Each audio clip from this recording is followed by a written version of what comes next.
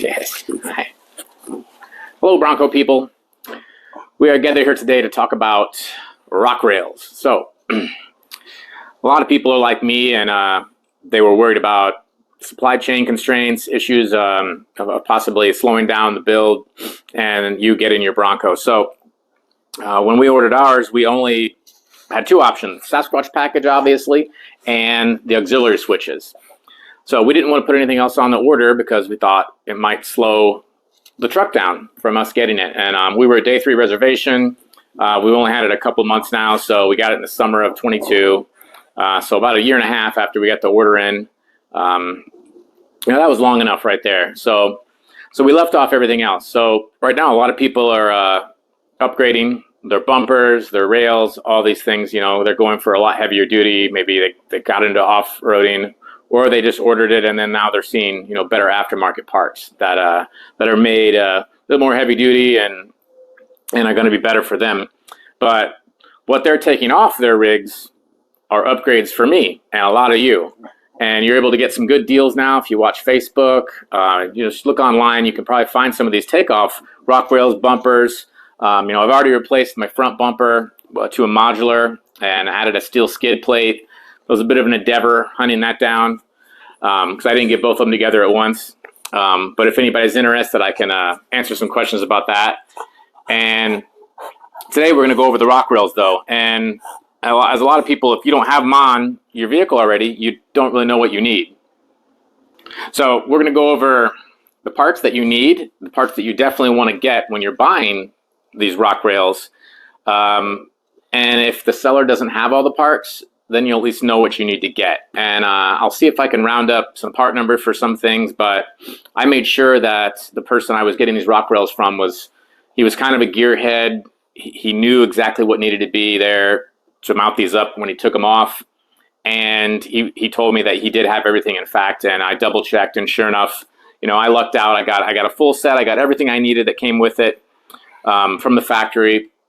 So I'm going to go over these parts with you, and I'll show everything in detail. I'm going to show you how they mount up, and that way you'll know when you're looking at these online whether the seller is actually including everything that you need to put these on your truck. So let's get into it. All right, let's run through the tools that we're going to need for this job. Going to need a ratchet, a 10 millimeter, a 13 millimeter socket, a short extension will be helpful, and then some thread locker, medium if you have it. Plus a piece of cardboard is about the perfect thing to put under here, because when you're laying on that, obviously it's going to be a little more comfortable than the ground or your garage floor, and it also doesn't increase your height, so you have plenty of room to work under there with this instead of a regular creeper. I'm going to go over the main components here. This is the passenger side rock rail, and this is how it would fit up onto the truck. So for just the main components, and then we'll talk about the hardware, the nuts and bolts here in a second. But just for the main components, there's only a couple here. You've got your rock rail. This is all one piece. These are all attached, everything here. And then you're going to have one other bracket. And the thing to note on this bracket, you do have an actual retainer here that you're going to screw into. So if you don't have that, then that could be a problem too. Just one more thing you're going to have to find. Okay, let's go over the nuts and bolts of this operation. So on your rock rail, first and foremost, you have 4 bolts that are all welded in. These are going to go through the pinch weld on the Bronco. And for each one of these, you're going to have a nut, and it has a washer attached to it. So you'll put these through the pinch weld holes right there, and just make sure you have your nuts for those. If you don't have those, you're going to need to get those. For attaching this bracket here to the rock rail, again, I already mentioned your retainer here. This is going to go right on here, and you're going to have a bolt that goes up through there into that. So that'll hold the bracket onto the rock rail itself. Then on the back bracket here, you have these little hooks, I guess for lack of better words. These are going to sit into holes up inside the Bronco there on the pinch weld on the inside of it. And it's going to sit up there, and there's going to be a hole right here, and there's going to be another large bolt. And this large bolt's going to go into there. There's already a threaded spot, a rib nut built into the Bronco body. So that's going to go in there. And on the front, same deal, same size bolt there. And this is going to go up into the body. And you already have a rib nut there that's ready. It's a threaded hole. Now, something I didn't mention yet is you can see there was Loctite on these, and you definitely want to use Loctite on everything when you assemble it.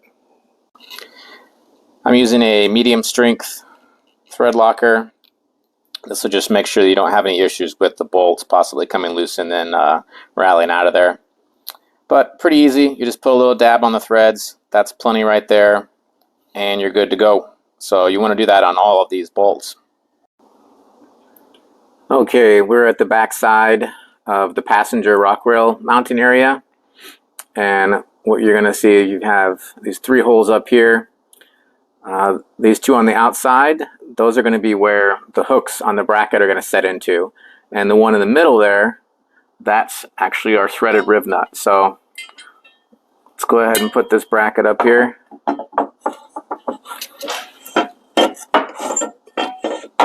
See if I can one-hand this in here.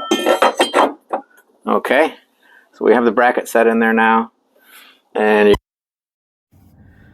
your bolt with your thread locker on it, and just get that going in there. You don't want to tighten anything up all the way yet. You want a little bit of slack, so there we go. That's hanging up in there now, and you see you have your holes here where the bolts are going to go through the pinch weld that are hooked to the rock rail, and you're going to put your nuts with the washers in the back here, and then you have your one retainer here, and you're going to bolt in the other bolt up through the rock rail into this. Okay, next step is put some thread locker on each one of the bolts here that are coming out of the rock rail, and we're going to lift this up and we're going to place it through our pinch weld holes. And remember, we already have our bracket in here, so it's lined up with this hole too. So let's go ahead and put these through there.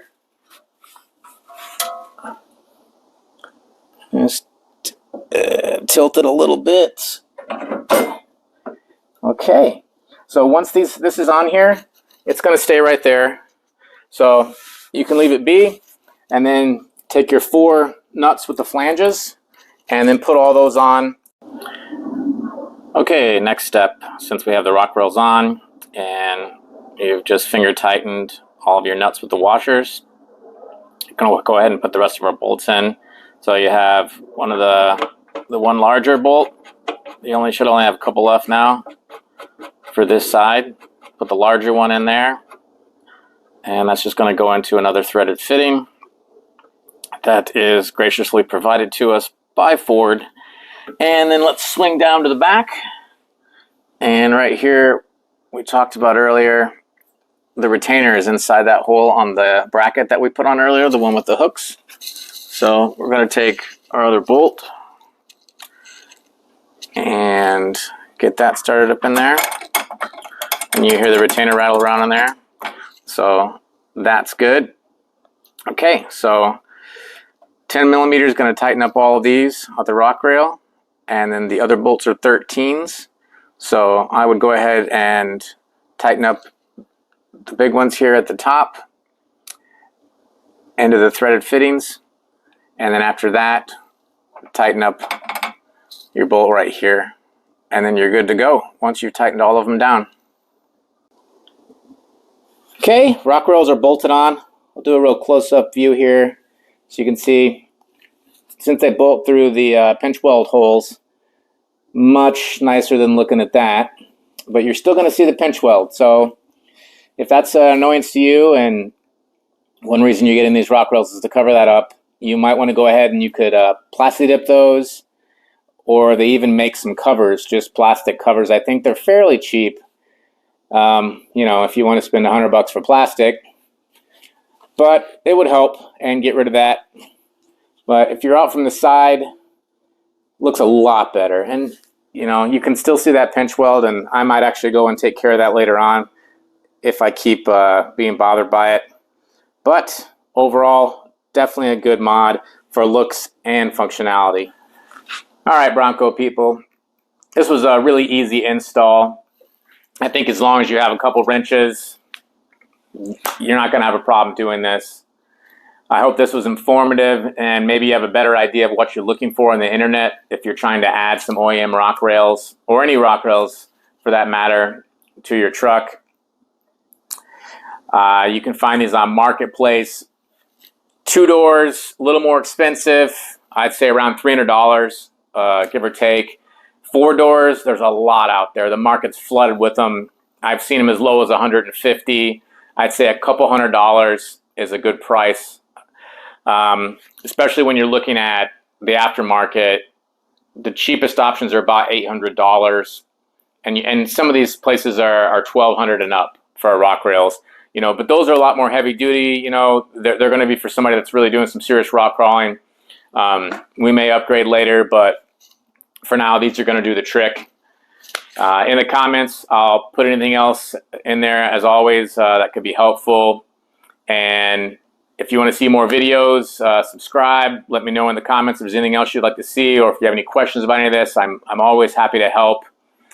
And cheers.